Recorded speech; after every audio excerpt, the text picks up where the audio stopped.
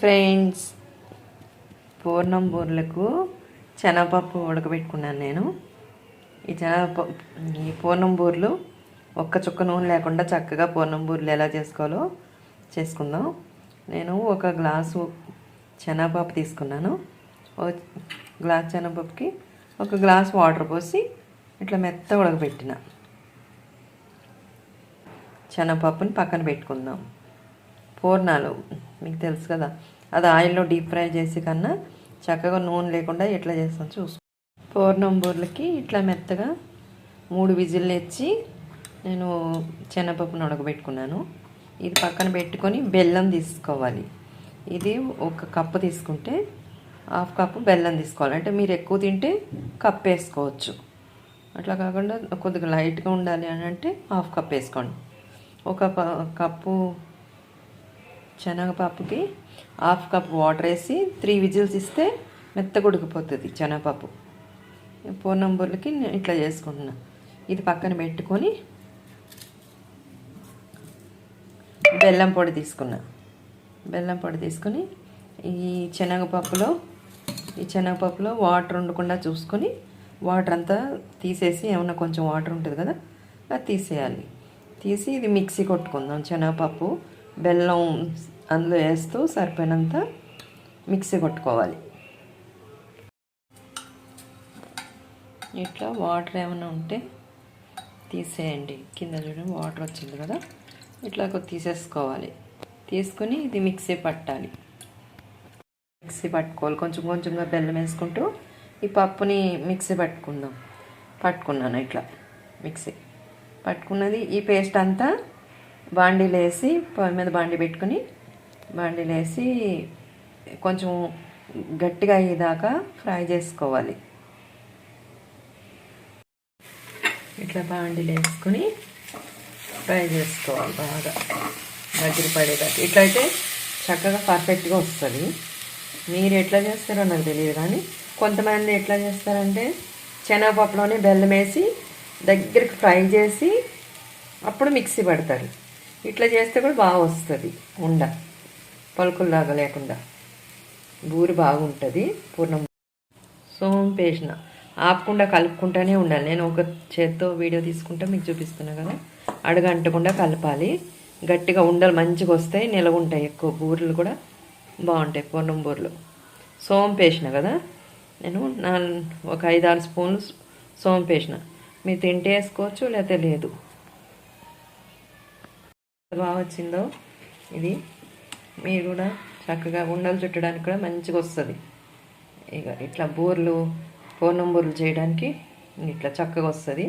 మీరు ఇట్లానే వేసుకోవచ్చు, లేకపోతే శనగపప్పు వేపుకుంటూ అందులో బెల్లం పొడి వేసుకోవాలి. వాటర్ మట్టుకుండకుండా శనగపప్పులో చూసుకోవాలి.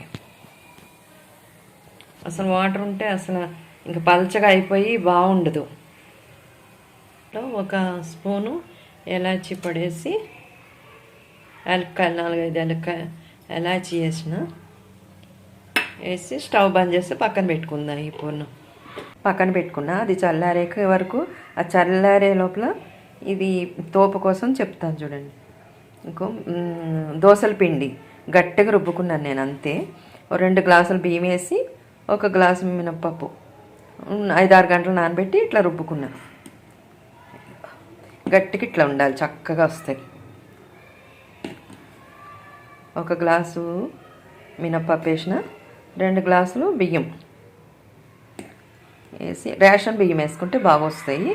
ఇందులో ఉప్పు కలిపి కొంచెం సాల్ట్ తగినంత కలుపుకొని మనం ఈ పిండిని పక్కన పెట్టుకోవాలి.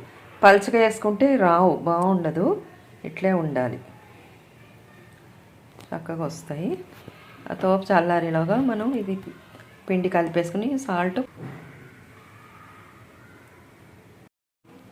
ఇంకా శనగపప్పు, బెల్లం, ఎలాచి, సోంపు కలిపి పెట్టుకున్నా కదా.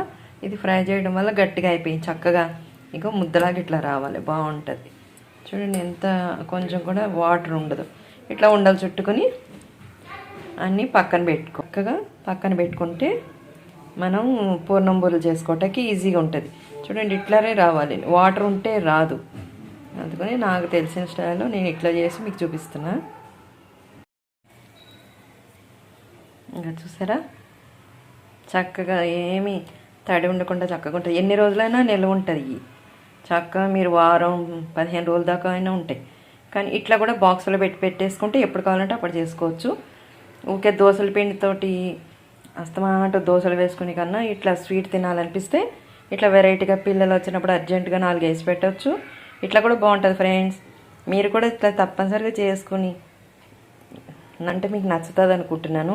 ఈజీగా ఇట్లా చేసుకుని అప్పటికప్పుడు ఏదైనా స్వీట్ తినాలన్నా ఏది తినాలన్నా ఆయిల్ లేకుండా చక్కగా ఒకటి తినేవాళ్ళు 4 తినొచ్చు. లైక్ చేయండి ఫ్రెండ్స్. ఇప్పుడు దోశల పిండి గట్టిగా రుబ్బుకున్న ఈ దోశల పిండిలో ఒక్కొక్కటిగా ఇట్లా వేసుకుని పొంగనాలు పెంకు పెట్టి ఆయిల్ లేకుండా డీప్ ఫ్రై చేసుకోవాలి. చక్కగా చాలా టేస్ట్ ఉంటాయి. ఆయిల్ ఉండదు. మనం ఎన్ని తిన్నా ఏం కాదు.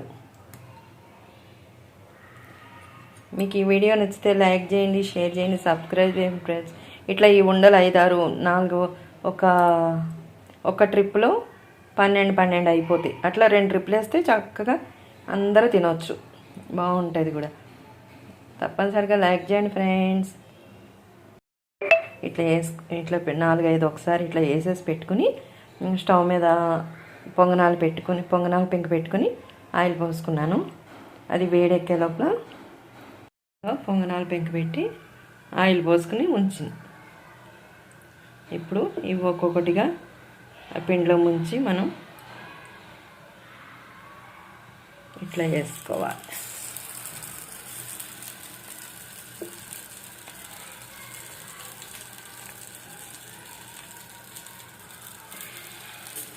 ఒక చేత్తో వీడియో తీస్తూ వేయలేకపోతున్నా. ఇట్లా ఒక్కొక్కటి ఆ గుంతలు వేసుకుని ఇట్లా చక్కగా అన్నీ వేసి ఒక 5 నిమిషాలు మూత పెట్టి తిరగేసుకుందాం. దాన్ని తిప్పాలి. కొంచెం కాలేక కొంచెం పైన ఆయిల్ చల్లుకోవాలి. కొంచెం ఆయిల్ వేస్తే మళ్ళీ తిప్పుతాం కాబట్టి కొద్దిగా ఆయిల్ వేస్తున్నాను. తక్కువ ఆయిల్తో చక్కగా మీరు కూడా ఇట్లా చేయండి ఫ్రెండ్స్. బాగుంటుంది ఇది. ఇట్లా అన్నీ తిప్పి పెట్టుకోవాలి. ఇవన్నీ తిప్పి పెట్టిన చక్కగా పూర్ణాలు బాగా వచ్చినాయి. మీరు కావాలనుకుంటే సోడా వేసుకుంటే ఇంకా పొంగుతుంది. బాగా పొంగాలి అనుకుంటే, మెత్తగా ఉండాలనుకుంటే సోడా వేయాలి. నేను సోడా ఏం వేయలేదు. న్యాచురల్గా మంచిగా ఇట్లా తిప్పిన తర్వాత 2 నిమిషాలు మూత పెట్టుకుందాం. మూత పెట్టుకుని 2 నిమిషాలు ఉడకని. అంతేనండి. ఎంత రుచికరమైన ఆయిల్ లేకుండా పూర్ణం బూరెలు రెడీ. ఇట్లా ఆయిల్ ఎక్కువ వేసుకొని కూడా డీప్ చేసుకుంటే ఇంకా చక్కగా వస్తాయి. కానీ ఇట్లా ఆయిల్ తక్కువగా కావాలనుకుంటే ఈ వెరైటీగా ఇట్లా చేసుకోండి. ఎవరైనా తినవచ్చు. ఒకటి తినేటప్పుడు 4 తినవచ్చు. ఏమైంది?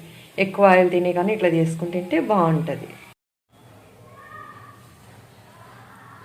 చూసారా? నూనె లేకుండా చక్కగా ఎంత బాగున్నాయి చూడండి బూరెలు.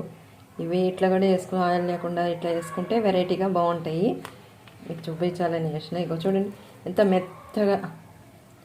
ఇగో చక్కగా పూర్ణాలు ఇట్లా కూడా తింటే బాగుంటుంది. పొంగనాల్లాగా వేసారు అనుకోవద్దు. ఈ వెరైటీగా ఇట్లా వేసుకుని చూడండి, మీకు టేస్ట్ బాగుంటుంది. చక్కగా నూనె ఉండదు. మంచిగా 4 తినడానికి సంతోషంగా 4 తింటాం. ఆయిల్ తినని వాళ్ళకు కూడా బాగుంటుంది. ఇక చూడండి ఎంత బాగుందో. ఓకే ఫ్రెండ్స్, లైక్ చేయండి, షేర్ చేయండి. మీకు నచ్చితే కామెంట్ రూపంలో తెలియజేయండి ఫ్రెండ్స్.